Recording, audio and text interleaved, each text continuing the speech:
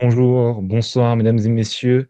On démarre cette semaine en fanfare, nouvelle semaine avec des previews National 1 sur le compte Planet Basket National 1 et toujours accompagné de Sacha, qui est toujours aussi en forme Et pour débuter cette nouvelle semaine avec l'épisode numéro 11 qui sera consacré à une équipe qui est bien loin de nombreuses équipes de National 1. Je parle géographiquement, c'est l'Union Tarbes-Lourdes Basket. Tout d'abord, comme d'habitude, Sacha, tu vas toujours aussi bien parce que, faut le dire, on tourne l'épisode en même temps que celui qu'on a tourné de Vitré. Donc, la forme ne change pas. La forme ne change pas, je pense. Mais quel premier mot tu retiendrais pour commencer Union Tarbes-Lourdes? Qu'est-ce que ça te parle, selon toi? bien là, les premiers mots qui me viennent en tête, c'est vraiment des beaux noms, des très beaux noms, des joueurs. Enfin, c'est un très gros recrutement et ça veut montrer clairement quelque chose pour moi. Ça a gardé des très bons joueurs, ça a cherché des très bons joueurs. La saison dernière, ils ont été très solides. Ils ont fait même un petit peu peur pour moi du côté de Chaland parce qu'ils nous ont battus chez nous et ils nous ont battus chez eux. Durant les playoffs, j'ai cru qu'à un moment Ah, ils ça allaient me dit. passer sur le game 1 contre le Havre, mais sur la fin, les shoots à 3 points ont eu raison de l'Union Tarbes. Mais je trouve que cette année, pour moi, en tout cas, il y a des objectifs. Je pense que ça va être les playoffs.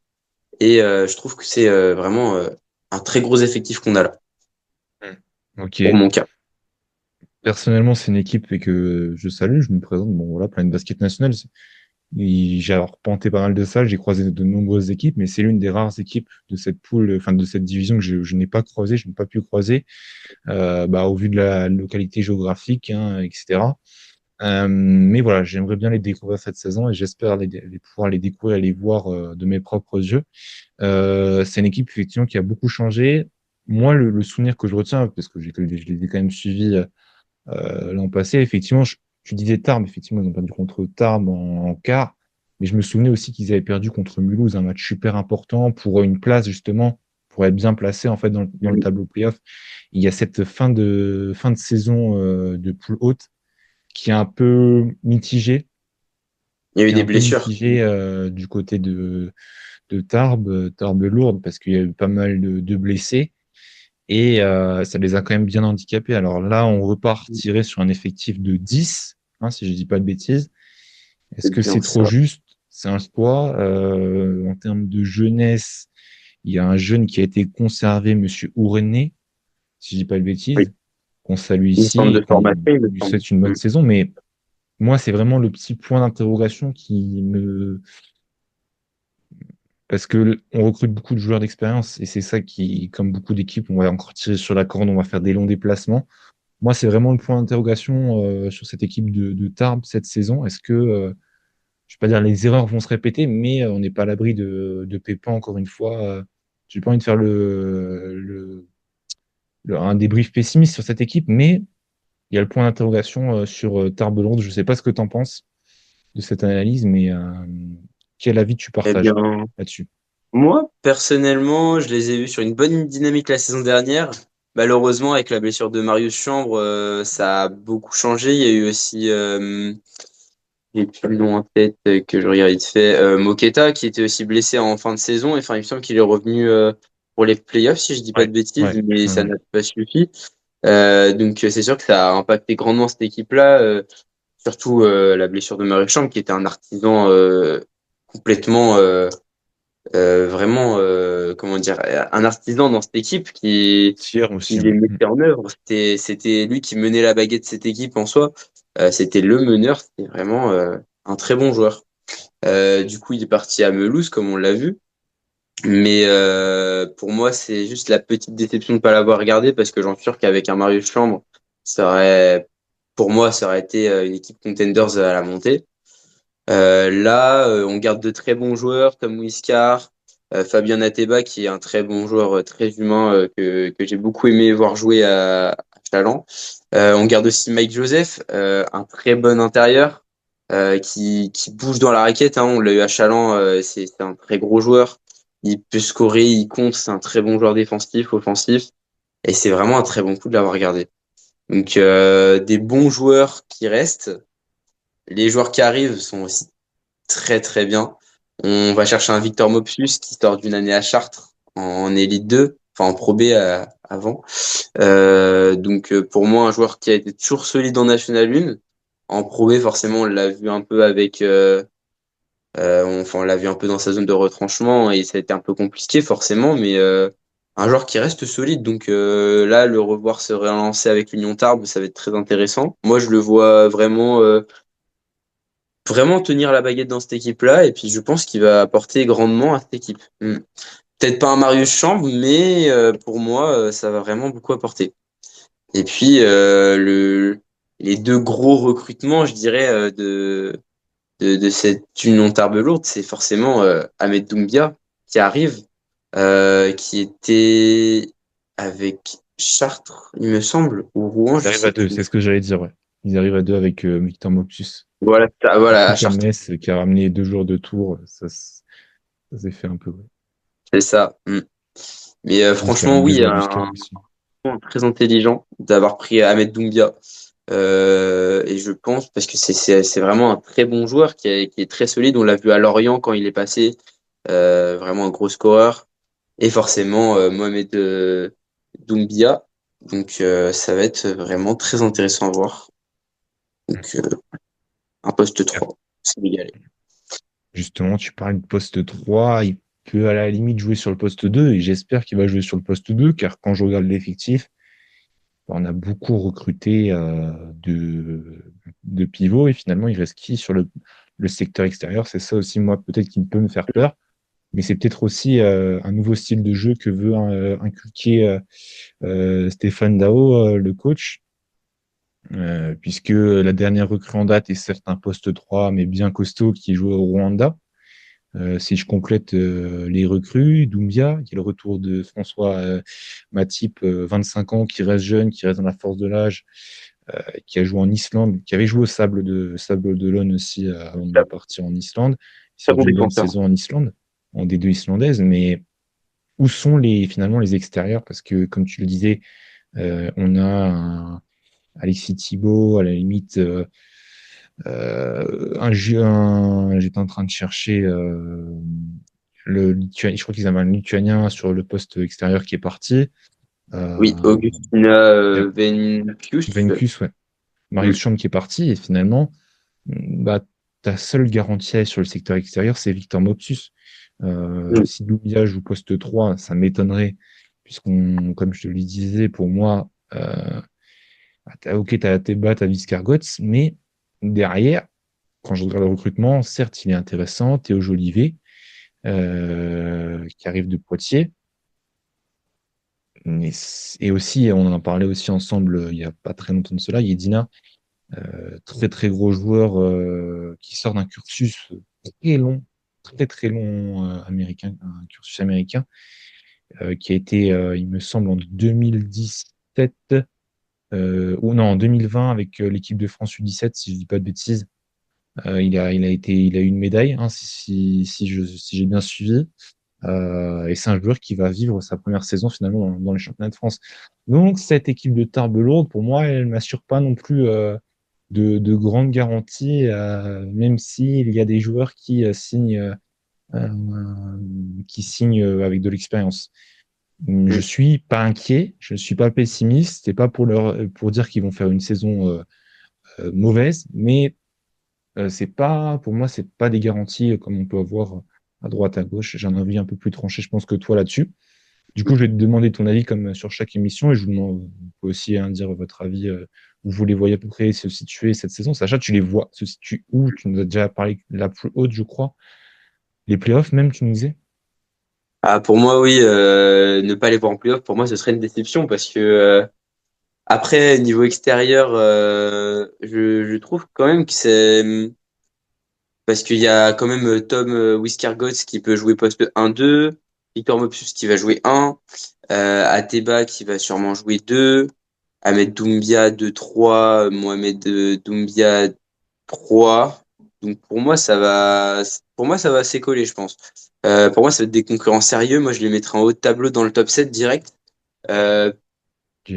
Allez, je vais être encore un petit peu plus, je vais encore un peu plus poussé. Moi, je les verrais au moins dans le top 4. Moi, j'ai une très grosse ambition sur cette équipe-là. Je pense qu'elle peut faire de très belles choses. J'étais assez surpris du recrutement, mais très heureux en tout cas, parce que je pense que c'est ce que mérite l'Union Tarbes-Lourdes après la saison qu'ils ont passée juste derrière. Ils méritent d'aller un peu plus loin dans ces playoffs, au moins passer un autre tour, un ou deux. Donc voilà. Après aussi, on peut noter le départ de Niels Faros, qui est là depuis 4 ans, qui s'envole pour l'Élite 2. Donc aussi, ce manque-là, je pense que ça peut aussi combler, parce que c'était un bon joueur poste 4. Donc je tenais quand même à le souligner parce que c'était vraiment un joueur qui était là depuis très longtemps. Après oui, le point d'interrogation, ça va être un peu ce Pierre Ournet qui a gratté un petit peu des Mais minutes c'est un jour suite de à rotation. C'est un jour de rotation. oui, joueur de rotation. Là, pour moi, c'est pas un point d'interrogation, justement. Ça va être intéressant de le voir, pour moi, s'exprimer encore plus. Et Oui. point d'interrogation, je pense qu'on peut pas dire ça quand même. On peut Non, pas mais dire pour ça. savoir s'il va réussir à Ouais, ok. Ok, plus comme ça. s'il va réussir à prouver grâce à ses minutes, parce qu'on l'a vu sur la saison dernière grâce à cause de la blessure de Marius Chambre.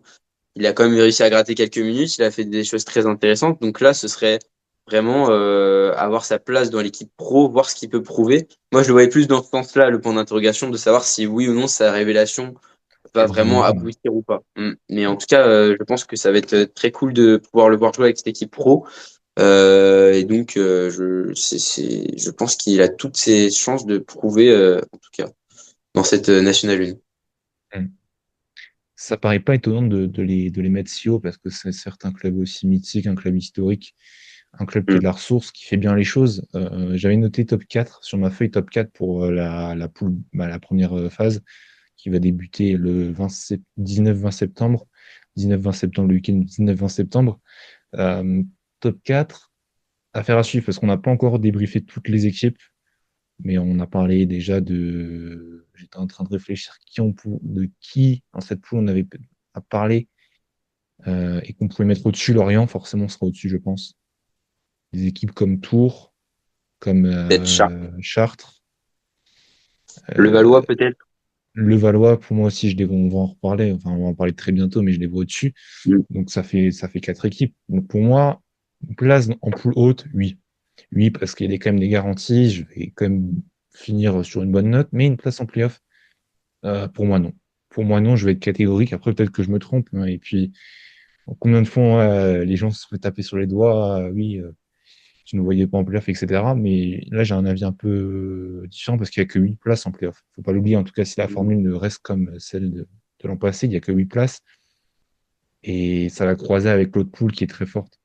Et ça, il faut pas Mm. l'oublier. Et l'autre poule, cette, C'est cette vrai. saison, elle est davantage pour moi plus compétitive. On a Foss, on a Le Havre, on a Orchy, on a Saint-Vallier dont on n'a pas encore évoqué l'effectif. On a Mulhouse. Voilà, ça fait déjà 5 équipes qui, pour moi, peuvent prétendre davantage. En tout cas, qui ont les ingrédients, mais aussi, ça, voilà, ça reste une équipe très excentrée. J'en parlais en début de cette émission. C'est une équipe très excentrée qui va énormément voyager. Il n'y a que Toulouse à côté.